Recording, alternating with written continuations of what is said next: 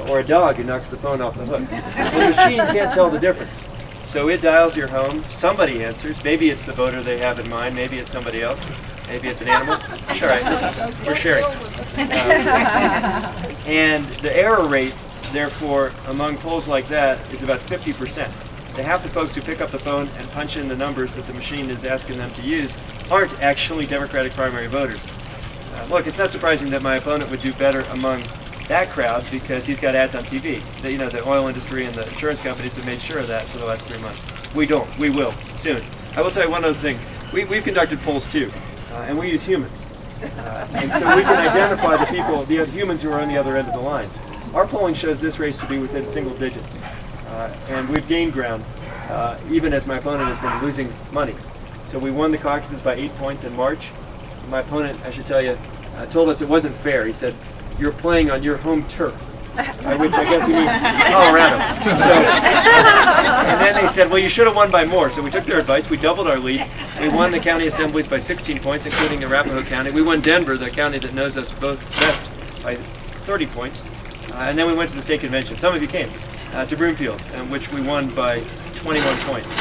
And I think we're well on the way to the Democratic nomination. But we need enough money to get ads on TV because most people don't take the time to think this through or sit in a conversation like this.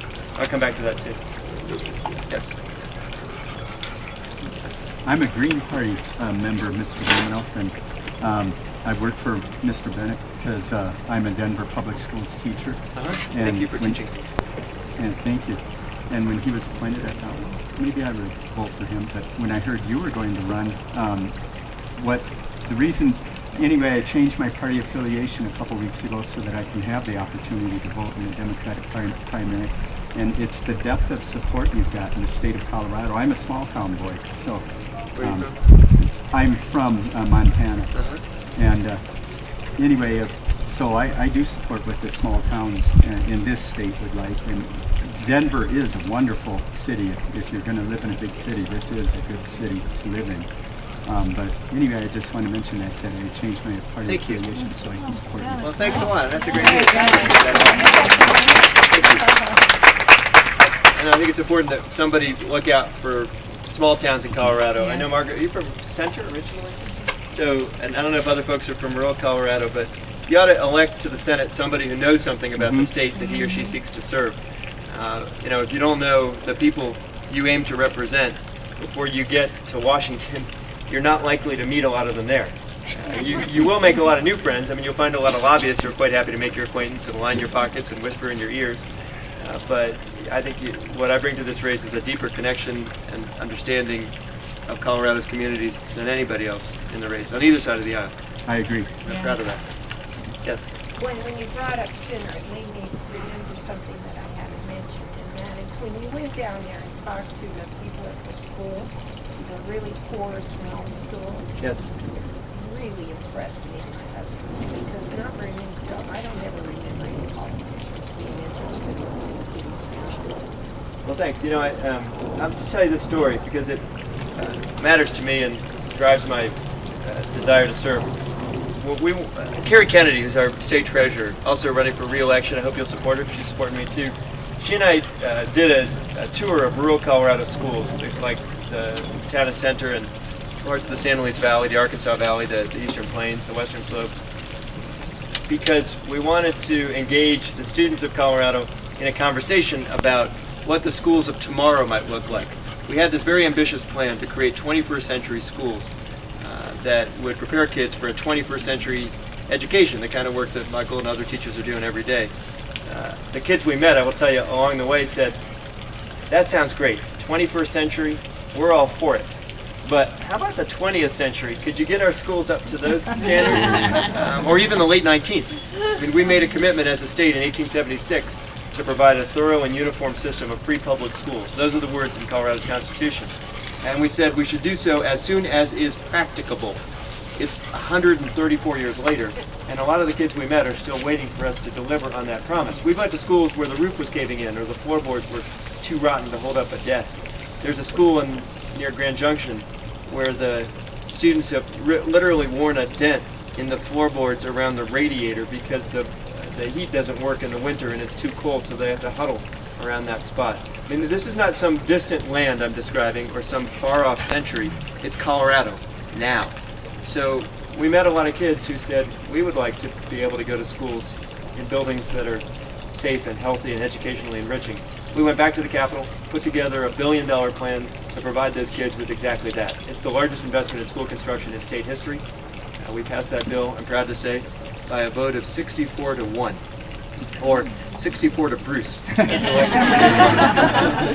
Doug Bruce voted no, but and I'm proud of that work too. Yeah, he's a pretty reliable vote of opposition. Yes? I've heard that once you win the Democratic primary, the financial situation will turn around. Yes. And you have clean campaign money. How are you going to make sure that the money coming from the Democratic Party is That's a great question, Sean. So it's true that after we win the nomination, we'll have a lot more friends. And that's the way politics works. You know, everybody who's on the other side of the race or on the fence has told us when we win, they'll support me, and we will welcome their help. We're not going to start taking corporate contributions. The National Democratic Party will make this race one of the top 5 targets in the country, whoever the nominee is. And they've told us that as well. We're going to ask the National Democratic Party not to give us the money it takes from insurance companies and drug companies and big Wall Street banks. And the truth is, some of that money can be segregated. So there are individual contributions that go into the National Party's coffers. We'll accept that help. We won't take the rest. And then we'll have the resources we need to win in the general. I know the opposition has made a big show of suggesting if I win the nomination, I won't have the resources to beat the Republicans. That's bunk, and they know it. In fact, at a debate we had, I asked my opponent if I win the nomination, would he support me? He didn't actually show up to the debate, so I ended up asking his wife. He sent her instead. And she said yes. I'm hoping that Michael feels the same way. But it's pretty clear that everybody in this party will unite behind the nominee. And you should know this. I will support my opponent even if he wins the nomination too. And I'll ask you to do the same. I believe I've got a better chance to win the general election. And I know that we'll have the resources we need to beat the Republicans. In fact, most of the polling shows I do better against the Republican candidates than he does. Probably, I think, because I've got this connection to Colorado, and I don't have to defend all the things people hate about Washington, D.C. Time for a couple more questions? Yeah, sorry. We've had a crazy schedule, so my cousin Melissa, this is a family-based campaign. We started the day in Trinidad, Colorado. And you've been to Trinidad? I grew up in Trinidad. You did? I wanted to thank you for visiting there. Sure, yeah, it was our second trip there in a couple of weeks. And maybe I'll end with this story, because it meant a lot to me. We went to Trinidad this morning to commemorate the massacre at Ludlow, right outside of Trinidad. What's now a National Historic Site is the scene of 95 years ago, where a group of mine workers were killed by a National Guard militia sent in at the request of the company they worked for with the help of the government of Colorado. It is an ugly stain on this state's history, and it's not such a distant past. When we were there this morning, we also honored the memories of the 11 workers on the Deepwater Horizon, the rig that blew up in the Gulf of Mexico, and the 29 workers in the coal mines of West Virginia who lost their lives as well. You would think that a Democratic House and a Democratic Senate and a Democratic President might actually move an agenda that protects the safety and health of workers. We haven't done that yet. In fact, we've done virtually nothing to update the damages that workers receive when they're the victims of willful neglect or abuse on the part of their employers. And we continue to lose folks to conditions like these every day. If you go to Ludlow, and you should, I hope, you can walk down the steps into a cellar, which is where 11 bodies, women and children, were found after the militia, the state militia, opened fire.